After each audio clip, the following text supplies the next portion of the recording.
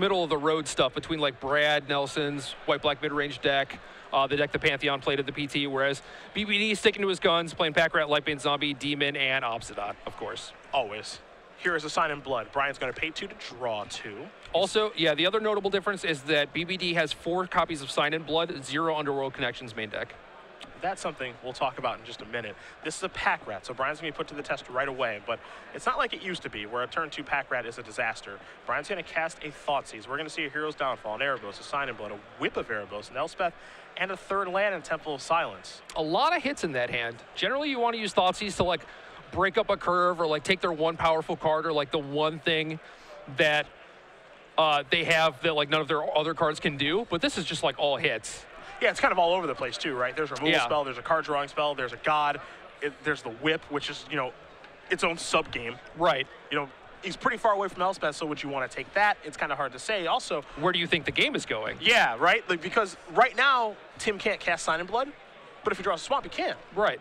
He can't activate Pack Rat, but if he draws an untapped land, he can. So, what does Brian want to take here? I really don't have any idea. We'll see. It can go, the game can go in a very different direction. Like if Tim were to run off 2 untapped lands, oh yeah, we're looking at a wildly different game. Yeah. Yeah, Tim's hand for the most part is a lot of late game stuff. So it is possible that Brian could just take a Hero's Downfall and ride his own Pack Rat to victory while Tim is kind of stuck on lands. You know, that's certainly possible. But all it takes is just 1 Bile Blight off the top to just put you back to 0. So you got to be careful in these matchups now. Ooh, he does go with Hero's Downfall. There's a swamp, pass the turn back, all right. It looks like Brian does have a Bile Blight, though. Tim gonna draw a card, he's gonna attack here. Will Brian fire this off now? He will, so get that off the table. No interest even taking a point of damage. There's a Temple of Silence. Guy will take a look at the top card. It's gonna go to the bottom. You saw his draw for the turn was Desecration Demon, so not what he was looking for. Brian gonna tap 4 mana. He has the Desecration Demon advantage. That's probably the reason he took Hero's Downfall. Yeah, and now Tim is left without an answer to that and has to do something like cast Sign in Blood. Which is basically taking his turn off. Yeah, taking his turn off. I mean, could draw Swamp Ultimate Price maybe for the actual perfect draws, but for the most part, it's kind of tough to just take 2 damage, not play anything else, get hit with this demon potentially, and have Brian play something else as a follow-up. Pretty convenient too, as Brian attacks here for 6, gonna put Tim down to 12. We're in 6-point intervals. Here's an Obsidian. Brian is right where he wants to be, gonna put Tim down to 10. Brian gonna gain 2 life, I believe go back up to 20.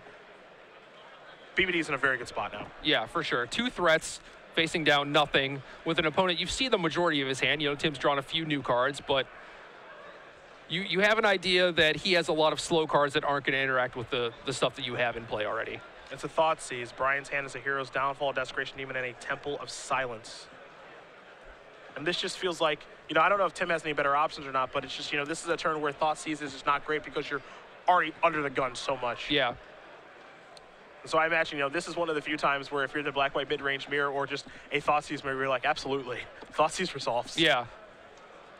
By all means. Yeah, Tim's in a pretty bad spot because no matter what he takes, the other card can deal with his Desecration Demon for the turn, and that's all Brian really needs. Mm-hmm. I think Tim might be coming to that conclusion right now. He's going to take the Hero's Downfall, take 2 to do it. Brian left with a Temple of Silence and a Desecration Demon, which Tim will write down. He hasn't played a land yet this turn, so there's Norboard. This is a Desecration Demon, but Brian does have the answer. So Tim Guy will pass the turn back, hoping Brian will make a mistake. Yeah, forget to bring Obsidian into play, maybe. Forget to play his demon and tap his demon, you know. Hey, make him kill you. Yeah, exactly.